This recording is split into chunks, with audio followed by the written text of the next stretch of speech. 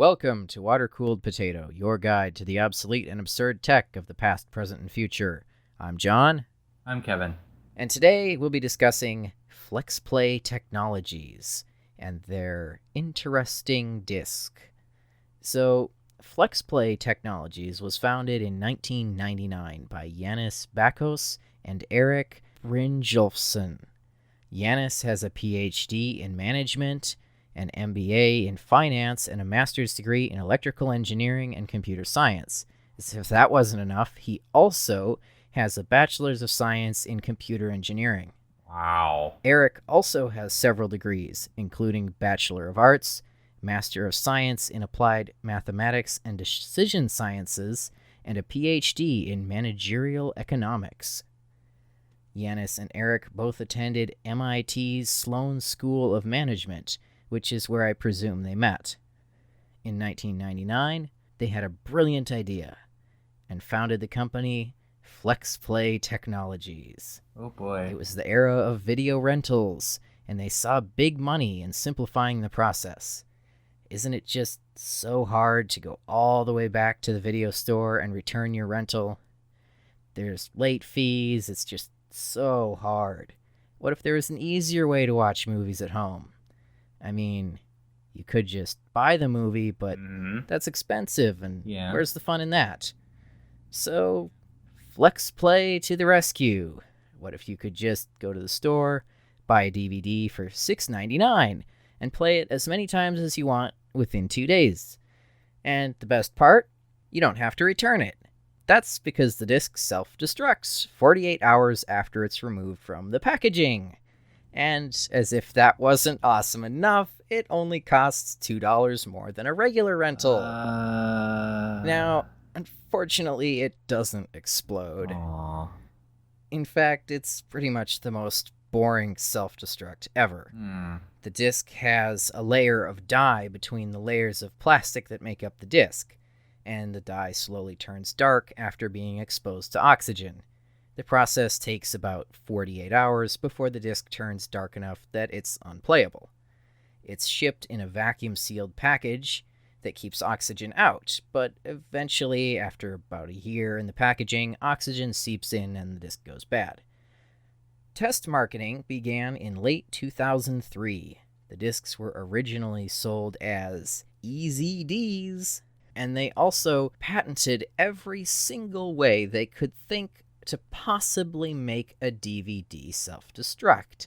Their patent covers an incredible array of different methods, all of which described in the most vague language possible, so as to have some way of arguing that it applies to literally anything.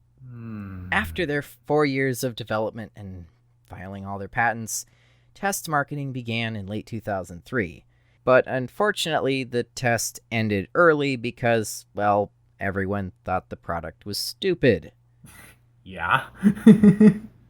In 2005, they rebranded the discs as Flexplay, which sounds a bit less stupid when compared to EZDs, and struck a deal with Disney. A limited trial run of Disney movies were produced on Flexplay discs. The price was $5 this time, but that ended when people got angry about all the wasted plastic from disposable DVDs. A normal rental DVD can be enjoyed lots and lots of times by many people before it becomes scratched beyond playability. Flexplay's answer to the problem of all the wasted plastic was to install recycling bins alongside the displays where you would purchase the discs, which kind of makes the whole concept pointless because if you have to go back to where you bought it to return it for recycling, then you might as well just rent the disc and return it so someone else can watch it instead of recycling it after it self-destructs. But, you know, I don't have any degrees in marketing and economics, so... PhDs. They must be much smarter than us. Right. So then they also tried to get people to ship the discs back, which, again, what's the point? Because you're still returning the disc. Uh-huh. And didn't make things any better for them that Redbox was offering rentals for just $1 a day. Whoa, that's cheap. So for $2, you could rent a DVD for 48 hours and then return it to the Redbox kiosk, and, it wouldn't self-destruct. Mm-hmm. And also, at this time, Netflix was doing DVDs by mail. So for $10 a month, Netflix would mail you a DVD, you would watch it, you would mail it back, choose another one, and they would mail you that one. So as long as you watched just 2 Netflix DVDs a month, it was the same price as Flexplay, and if you watched more than that, at no additional cost, it was a better deal. So if you pay $10 a month for Netflix, that would be equal to the price of purchasing 2 Flexplay DVDs. Mm-hmm. And Netflix gives you as many as you can watch in a month. Mm-hmm. So that didn't turn out so great for Flexplay, and the whole Disney deal ended. Yeah. In 2008, they came back again. What? Staples began selling Flexplay discs. But after just a few months, Staples sold off the remaining stock of Flexplay discs at just 99 cents a piece. And by 2013, Flexplay had disappeared completely. That took a long time for it to fully disappear. Yeah, it stuck around for 14 years. Wow. Or it may not have been a full 14. All I could find was that by 2013 it was gone, but yeah, it stuck around for a while. Tried to come back several times. Didn't work every single time. What I find funny about this story is it's a lot like our other stories. They were started in the late 1900s or early 2000s. They didn't do their market research. All the founders thought it was a brilliant idea. They develop it, then they do their market research, and nobody wants it. So if Flexplay Technologies did manage to figure out their waste problem, they would still have to deal with the problem of Netflix and Redbox, which is their main competition. Anyway, just you kind of notice a pattern after a while. Yeah, it repeats itself over and over again. And the best part is there are many different things to talk about, so I'm sure it'll be a long time before we run out of ridiculous tech flops to talk about. Oh yeah, I've already got a list started. And in fact, I think if anyone has a suggestion of a topic, email us at wcppodcastmail@gmail.com. I mean, we probably won't get any emails for a while, but... Yeah, whatever. Might as well put that plug in now in case anybody actually wants to bother to give us their feedback.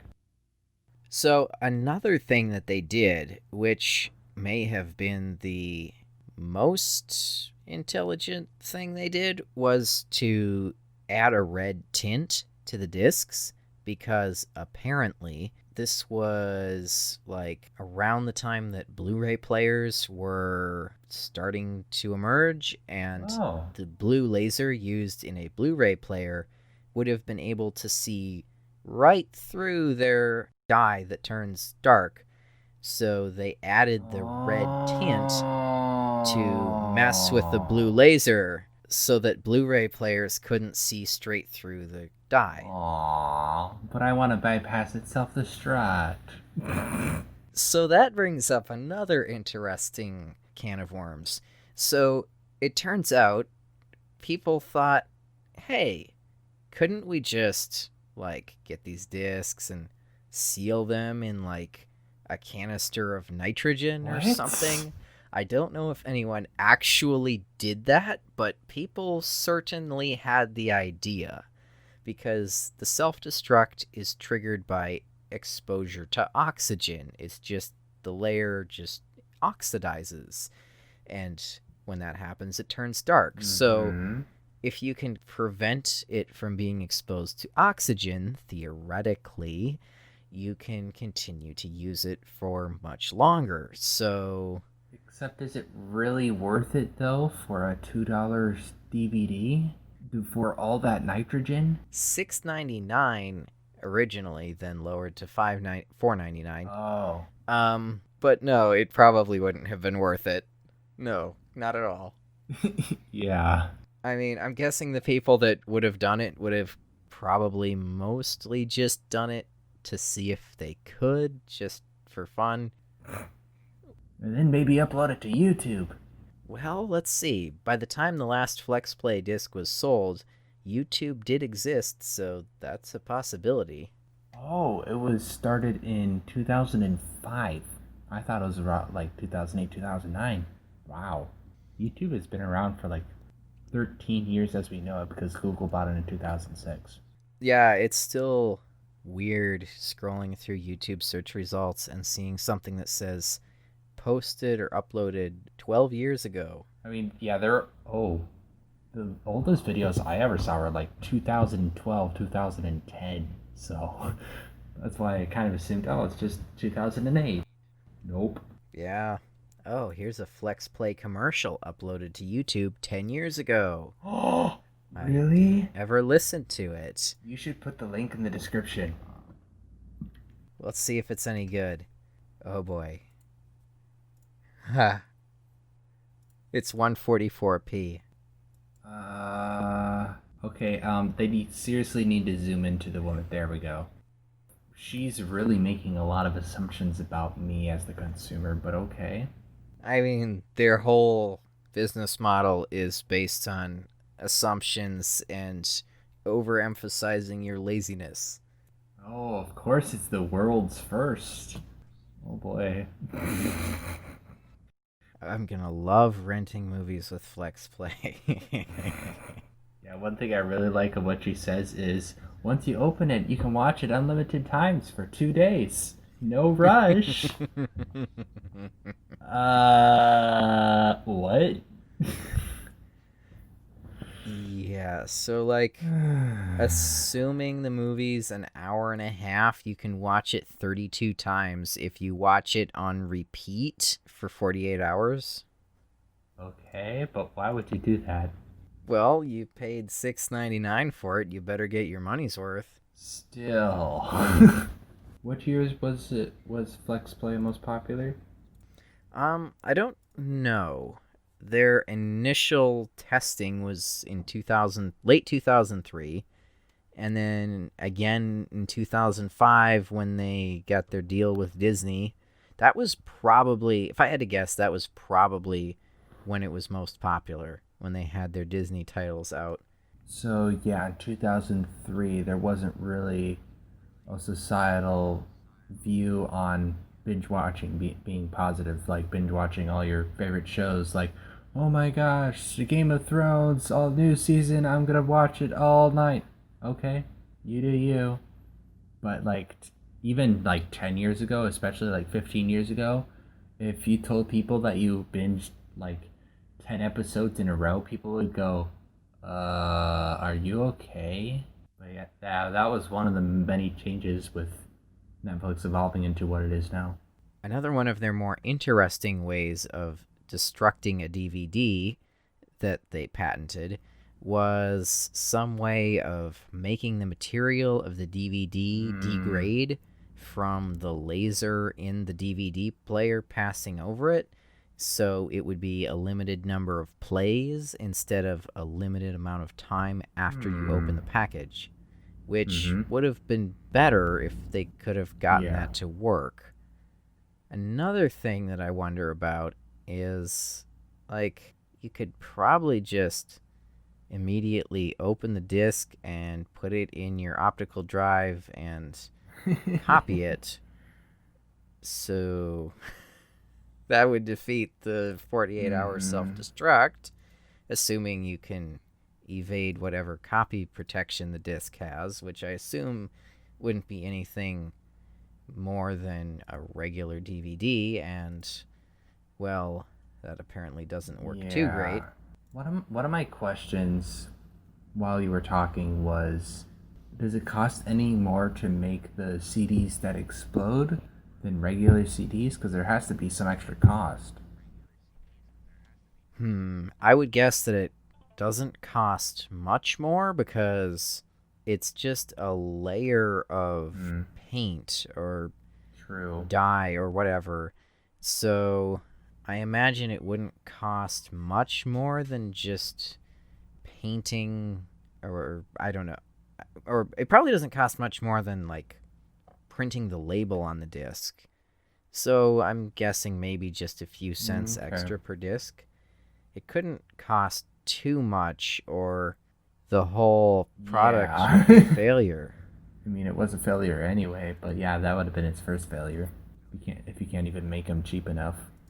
Yeah. They were selling them for like Mm-hmm. $6.99 to begin with, which is Yeah. insane. And then, well, $4.99 still not Yeah, great. we're in 2019. We're in the present where you can get movie rentals from Google Play with a coupon for 99 cents.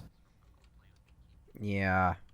And this was like 2003, so let me quick check the inflation calculator. That was literally what I was thinking.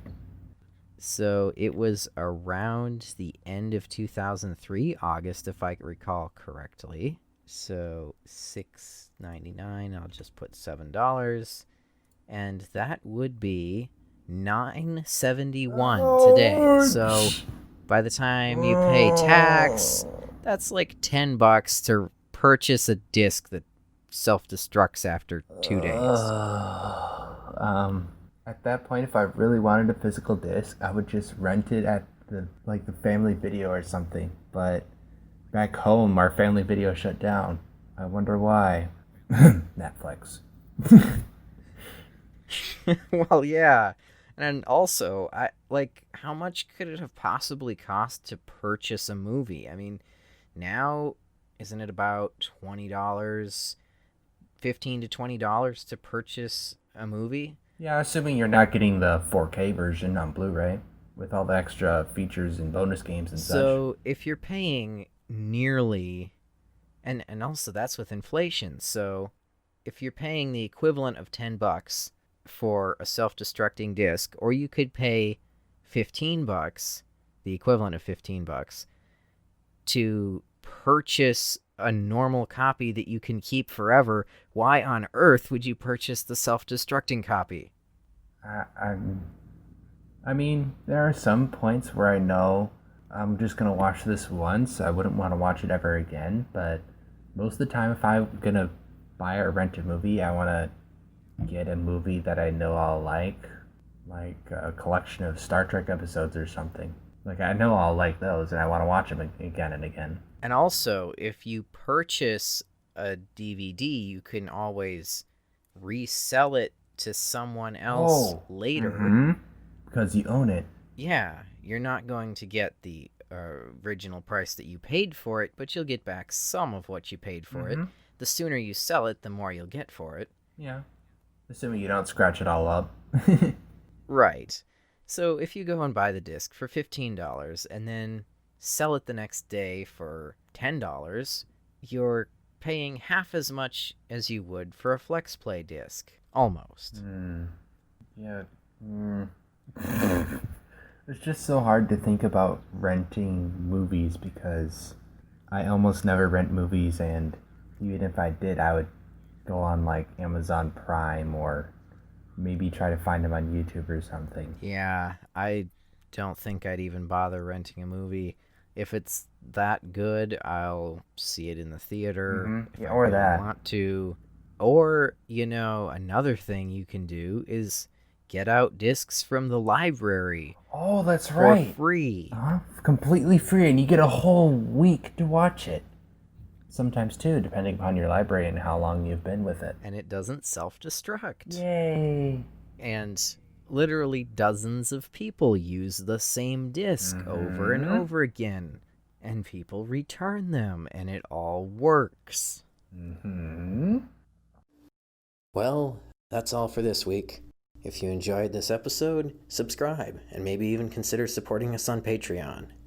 Thanks for listening, and we'll see you next week.